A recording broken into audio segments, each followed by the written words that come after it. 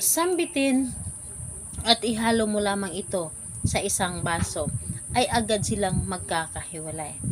Hello mga guys, kumusta kayo? Panibagong araw, panibagong video na naman tayo. And sa araw na ito ay isa na ng video ang aking ituturo sa inyo na simpleng gabay o simpleng pamamaraan na makakatulong sa atin. At bago ang lahat, gusto ko lang mag-disclaimer sa mga taong hindi naniniwala at hindi gusto mga kagaya nitong video. Please skip this video and maghanap kayo ng videos na gustong gusto nyo, dahil ang video na ito ay para lamang ito sa mga taong naniniwala and gusto mag-try. Sa lahat po ng mga nagko-comment po dito sa aking video dito sa loob ng aking channel, mag-ingat sa lahat ng mga nagre-reply sa inyo na dinadala kayo sa kanilang WhatsApp, in-imo app upang makaiwas po tayo sa scam. Ngayon po, ituturo ko sa inyo paano nga ba sila magkakahiwalay. Pagpahiwalayin natin sila, lalo na kapag ikaw ay iniwan ng inyong partner. Iniwan kanya dahil siya ay sumama sa iba or sinaktan kanya.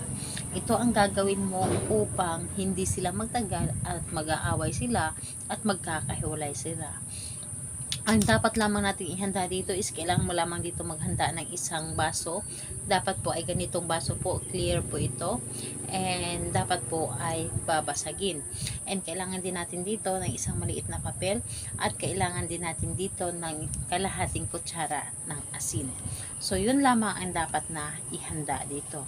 And kapag handa ka na, pwede mo na itong simulan. Pero bago mo ito gawin, dapat ay alam mo sa iyong sarili na naniniwala ka. Dapat ay hindi ka nagdududa sa inyong dapat na gawin, and buo po ang inyong loob sa paggawa nito. And ayun po, kapag ready na, pwede mo na itong simulan. Ang gagawin mo lamang dito, napakadali lamang. Dito sa isang baso, lagyan mo ito ng tubig. Yung tamang-tama lang na pagkapuno. Yun dito lamang po. So baso or tubig, lagyan mo ito ng tubig at sulatan mo ang papel ng pangalan niya, ng partner mo, at pangalan ng gusto mong paghiwalayin, yung karelasyon niya ngayon. So pangalan ng partner mo at yung karelasyon niya ngayon, dapat ay alam mo ang kanyang pangalan at apelyido ng dalawa. And kapag naisulat nyo na dito, kapag naisulat nyo na dito, halimbawa dito ay isinulat niyo ang pangalan ni partner, tapos dito ang pangalan ng kanyang karelasyon. Kapag naisulat nyo na ito, hatiin nyo po ito. So hatiin po ninyo, and pagkatapos nun, kunin mo ang baso na may lamang tubig at ilagay ang dalawang papel na ito at lagyan ng kalahating asin, kumuha ng kutsara, paghalo-haluin nyo po ito. So halo-haloin niyo ito at paulit-ulit niyo sasambitin na maghihiwalay kayo, maghihiwalay kayo, maghihiwalay kayo. Hindi kayo magtatagal at lagi kayo mag-aaway, hindi kayo magkakasundo at maghihiwalay kayo, at kailanman ay hindi kayo magkakabalikan at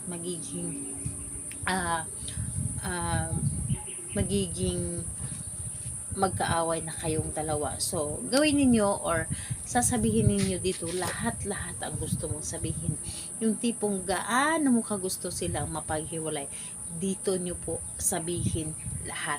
And pagkatapos nun, kung meron kayong kandila, mas maganda, kumuha kayo ng kandila at paulit-ulit ninyo itong painitan.